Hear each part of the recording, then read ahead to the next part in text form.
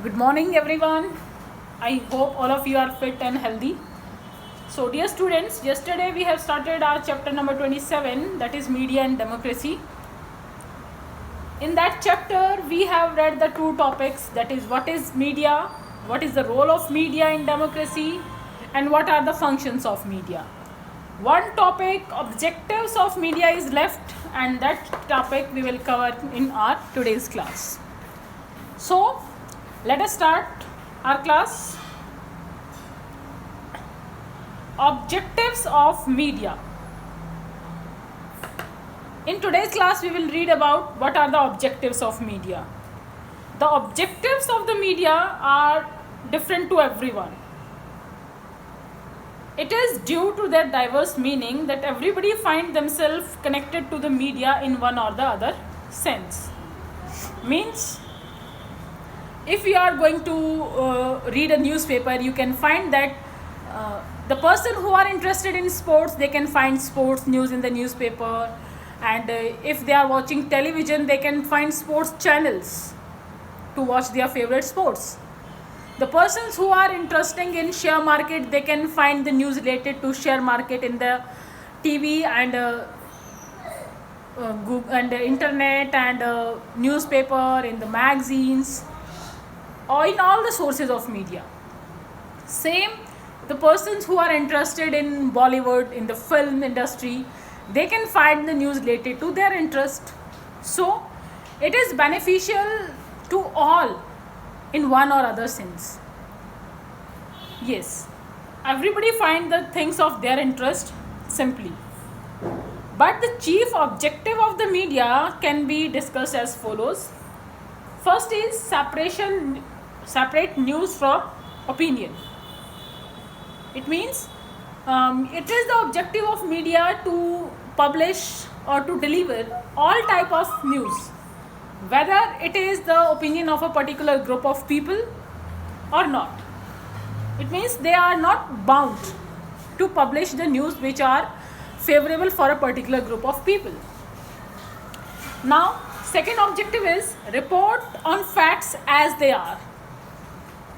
The main objective of media is to produce the news as it is in front of the public, and they are making their reports based on the facts. They can't add something more to make it more interesting, to make the news more interesting. It is their duty, it is their objective that they have to make the report based on the real facts. Now, third main objective is generate strong public opinion. Public opinion, this is the word familiar to you. In the earlier chapter, you have read about this. Public opinion means the opinion which is of a majority of people have the same opinion, that is called public opinion. So, this is the objective of media. It helps in generating public opinion by introducing debate between different group of people on a certain issue. Next is educate and bring awareness. So many advertisements are run by the government to make people aware about the new schemes launched by the government.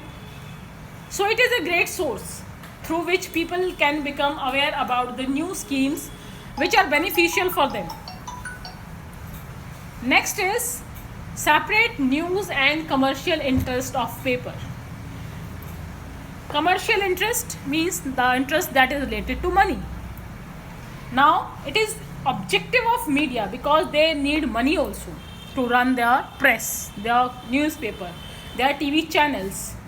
Because staff is working there and they have to pay them, and they have to get the information, and sometimes they have to pay money for that. So, it is the objective of media to separate important news and commercials. Commercial means advertisement. On some pages of the newspaper and in the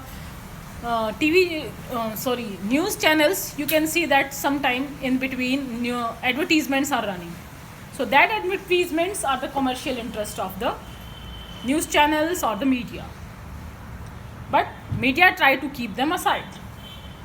last one is not to give one-sided opinion. It means media should not be partial. It should not give one-sided opinion of a particular group.